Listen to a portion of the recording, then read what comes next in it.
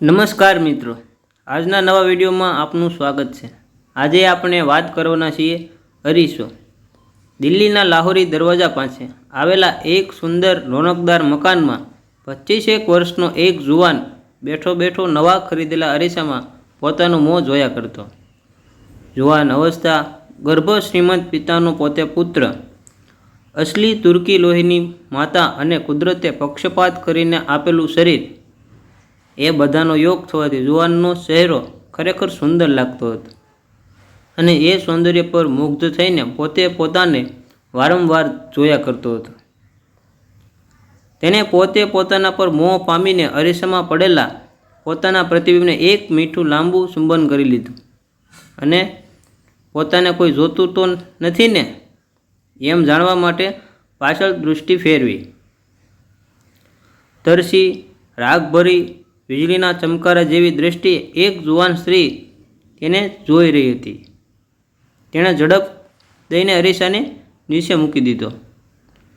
પોતે અડધો બેઠો થઈ ગયો, પણ પાછો તરત જ ખુરશી પર સ્વસ્થ થઈને બેઠો।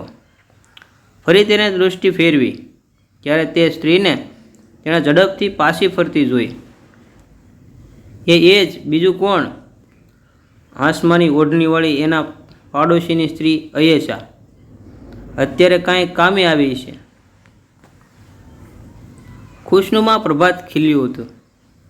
તે ક્યારનો ઉઠ્યો હતો, પોતાના બગીચામાં જરા લટાર મારતો ફરતો હતો।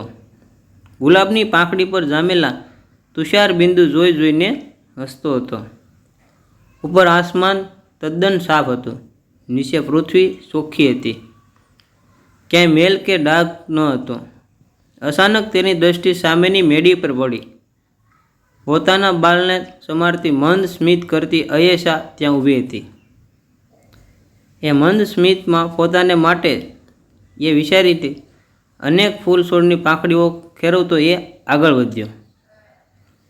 એના ફફડાટ કરતા ઓવરકોટથી ઘણા ફૂલ ખરી પડતા।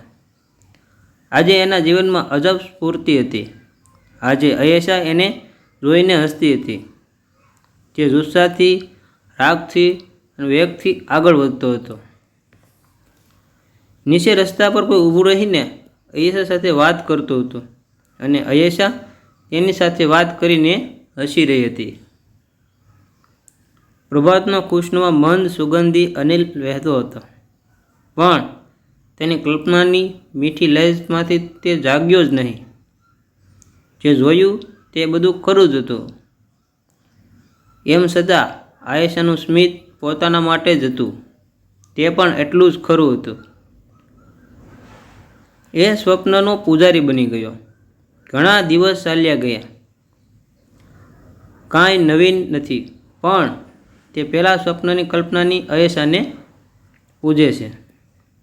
એક વખત બપોરે એને પોતાના માથામાં ચમેલીનું તેલ નાખ્યું હતું, કેસ બરાબર સમાર્યા હતા, મિષ્ટાન પર લીધેલા પાનથી હોઠ સણોઠી જેવા લાલ બન્યા હતા।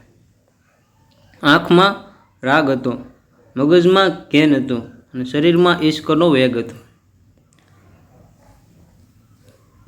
એને સહેજ પોતાનો નવો અરીસો હાથમાં લીધો। એ અરીસામાં એનું મોં કેવું સુંદર સરસ લાગતું હતું, જાણે રસનો અવતાર। એને પોતાના ચહેરાને ફરી ફરી નિહાળ્યો અને છેવટે પોતાને મોહ થાય તેવા પોતાના ચહેરા પર તેને એક વખત ચુંબન કરી લીધું। તેણે અરીસાને હોઠથી દૂર કર્યો, પણ આ શું, તે આભો બની ગયો।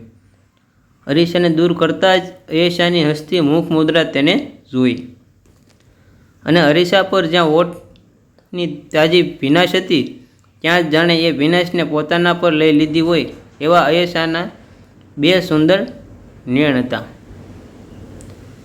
આજે તેણે પાછળ જોવાનું મન ન કર્યું, તેમજ અરીસો રાખીને તે ઘડીભર થંભ્યો। થોડી વારમાં હસતી હસતી અયેશા પાછી ફરતી લાગી। તેને પાછા ફરી જોયું તો સામેની મેડીમાં અયેશા પોતાના ખંડમાં પાછી ફરી રહી હતી। એ જ આસમાની ઓઢણી અને એ જ વીજળીનો વેગ। તે અરીસા પર જોઈ રહ્યો જાણે અરીસાએ તેને સ્પર્શ કર્યો હોય તેવા અકથ્ય રોમાંચ તેને અનુભવ્યો. અને પહેલાં અરીસા પરની ભીનાશ, આજે એ ભીનાશ એને વધારે મોહક લાગતી હતી. એ ભીનાશમાં રાગ ભર્યો હતો. એનું ચાલત તો એને સાસવી મૂકત. ઘણા દિવસો એમ જ વીત્યા. એ અરીસો લઈને હંમેશા એમ બેસવાનું, પણ જે સ્મિત એ પોતાનું માનતો તે બીજા માટે જ હતું, અને સદા એ સ્વપ્નએ પૂજ્યા કરતો. અરીસાને તો આ સ્વપ્નસ્થ પુરુષની ખબર પણ ન હતી. એમને એમ ઘણા દિવસો વીત્યા. એક દિવસ એ અરીસો લઈને અરીસાની પ્રતીક્ષા કરતો હતો, પણ આજે સામેનું દ્વાર ખુલ્યું જ નહીં. અરીસા બહાર આવી નહીં અને દિવસ ચાલતો થયો. અરીસાની ધૂનમાં હવે પોતાના ચહેરાને જોવાનું એ ભૂલ્યો હતો. આજે અરીસા ન દેખાઈ એટલે સહેજ પોતાના ચહેરાને વધારે બારીકીથી નિહાળ્યો. પણ એનું અવલોકન અધૂરું રહ્યું. તે ધ્રુજતો ઊભો થઈ ગયો. જાણે વીજળીનો આંચકો લાગ્યો હોય તેમ તે સ્તબ્ધ બનીને અરીસા તરફ જોવા લાગ્યો. અરીસામાં તેનું પ્રતિબિંબ હતું, પણ પેલા સુંદર સુકુમાર રસભર્યા ચહેરાને બદલે કોઈ નિર્જળ પુરુષનો કદરૂપો ચહેરો ત્યાં પ્રતિબિંબમાં આવીને રહ્યો. તે ધ્રુજવા માંડ્યો ને ધ્રુજતો ફરવા લાગ્યો. મરણ પામતો મનુષ્ય દુરાશાથી જેમ જીવન માટે વલખા મારે તેમ તે અહીં તહીં વલખા મારીને અરીસો શોધવા લાગ્યો. પહેલો જે અરીસો હાથમાં લાગ્યો તે તેને છટ દઈને પોતાનો મોં સામે ધરી દીધો. અંદર કદરૂપું અકાલવાન વૃદ્ધ, ઝાંખી કરસલીઓ વાળું નિસ્તેજ વિષી પુરુષનું મોં દેખાયું. ધબ એક ધબાકો થયો ને તેને અરીસાને નીચે ફેંકી દીધો. શું ત્યારે હું ખરેખર આવો કદરૂપો છું? એને ફરીને પોતાના માનીતા અરીસાને હાથમાં લીધો, પણ અરીસો તો હજી તેનું કદરૂપું જાડું ધરી રહ્યો. પણ તેણે પ્રબળ વેગથી અરીસાને જમીન પર ફેંકી દીધો. કડાક કરતો એક કડાકો થયો ને અરીસાના 1000 ટુકડા થઈ ગયા. છમછમાટી બોલાવતા બૂટથી એ અરીસાના કટકાને સગડતો તે અંદરના ખંડમાં ચાલ્યો ગયો. અને હું મારું સ્વરૂપ પાછું મેળવીશ જ એમ અત્યંત દ્રઢતાથી બોલીને તેને ખંડનું કમાડ જોરથી વાંચી દીધું.